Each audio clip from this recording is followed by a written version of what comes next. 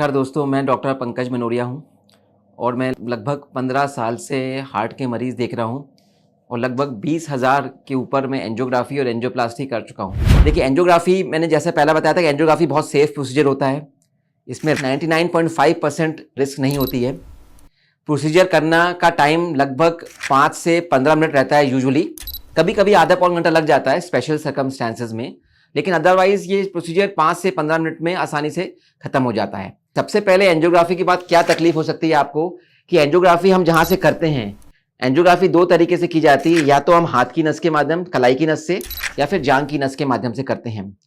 उस हिस्से को हम सुन करके तो करते हैं एंजियोग्राफी, लेकिन कभी कभी एंजियोग्राफी के तुरंत बाद आपको जिस हिस्से से हम एंजियोग्राफी करते हैं तो थोड़ा बहुत पेन का एहसास हो सकता है। आपको लगता है कि मुझे पेन हो रहा है, तो अगर आप ज्यादा बताते हैं डॉक्टर साहब को कि पेन हो रहा है, तो हम आपको दर्द की दवाई दे देते हैं या कुछ लोकल स्प्रे कर देते हैं, उससे आपका दर्द ठीक हो जाता है। कई बार कभी कभी किसी लोगों को शिवरिंग होने लगती है, कपकपी होने लगती है। या कपकपी दो वजहों से होती है। पहली वजह ये होती है कि एंजियोग्राफी का जो रूम होता है वो काफी ठंडा होता है, क्योंकि मशीनें काफी बड़ी बड़ी होती हैं, तो हमें उस रूम को एसी काफी तेज चला के उस रूम को हमको ठंडा रखना पड़ता है। तो उस ठंडे एटमॉस्फेयर के कारण कभी कभी काफी लोगों को, कभी कभी किसी लोगों को शिवरिंग हो जाती है। दूसरा, एंजियोग्राफी में हम कभी डाई देते हैं, तो उससे भी कभी कभी डाई बॉडी एक्सेप्ट नहीं करती, तो वो शिवर करने लगता है। इसका उपाय बहुत इजी होता है। इसमें हम तुरंत उनको एबल का इंजेक्शन लगाते हैं और 3 या 4 मिनट में वो शिवरिंग ठीक हो जाती है। पर एंजियोग्राफी से कोई इन्फेक्शन का रिस्क नहीं होता, क्योंकि एंजियोग्राफी में हम लोग कुछ अंदर छोड़ते नहीं है, ना उसमें कोई टाका लगाते हैं। अब एंजियोग्राफी की चौथी बात क्या होती है, कई बार एंजियोग्राफी की जैसे ही हमने शिफ्ट किया, आदमी को वॉमिटिंग आने लगती है, एकदम नौशिया फील होता है। तो इसीलिए हम बोलते हैं कि एंजियोग्राफी के पहले कम से कम 4 घंटे आप कुछ नहीं खाएंगे। तो अगर आपके पेट में कुछ नहीं होगा तो उल्टी आने के चांस कम रहते हैं। आपको बोला जाता है कि आप एंजियोग्राफी के तुरंत बाद बिल्कुल कुछ मत खाइए, क्योंकि जैसे मैंने बताया खाने से वॉमिटिंग आ सकती है। तो एंजियोग्राफी के पहले भी नहीं खाते हम 4 घंटे, और एंजियोग्राफी के बाद भी 1 से 1.5 या 2 घंटे उसको नील बाय माउथ रखते हैं। उसके बाद हम आप बोल देते हैं कि आप उसके बाद आप फूड ले सकते हैं।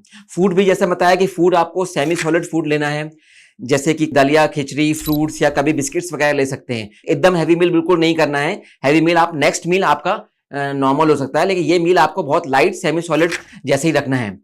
और दूसरी बात कि एंजियोग्राफी के बाद हम पानी पीने का ज्यादा बोलते हैं, हाइड्रेशन का।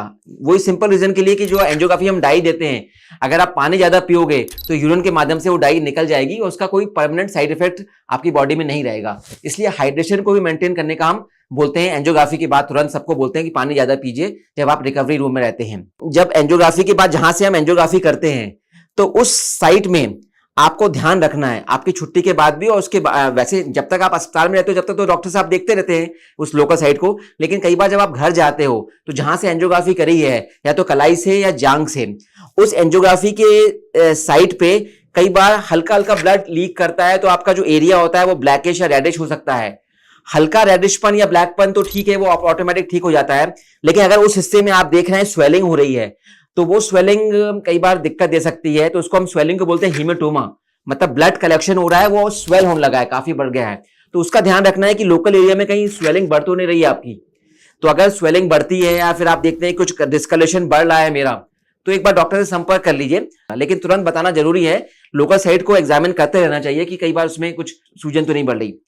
इस प्रोसीजर में कोई टाका नहीं लगता, तो ऐसा नहीं कि आपको जाके टाका लगवाना है या टाका का ध्यान रखना है। बिल्कुल स्टिचलेस होता है, बहुत बारीक काम होता है। ऊपर से आपको पता ही लगेगा कि आपकी एंजियोग्राफी हुई है। थोड़ा पेन हो सकता है, वो मैंने बता दिया था। एंजियोग्राफी के बाद अगर आपकी एंजियोग्राफी हाथ से हुई है तो आप आधे या 1 घंटे के बाद तुरंत मोबिलाइज हो सकते हैं, चल फिर सकते हैं।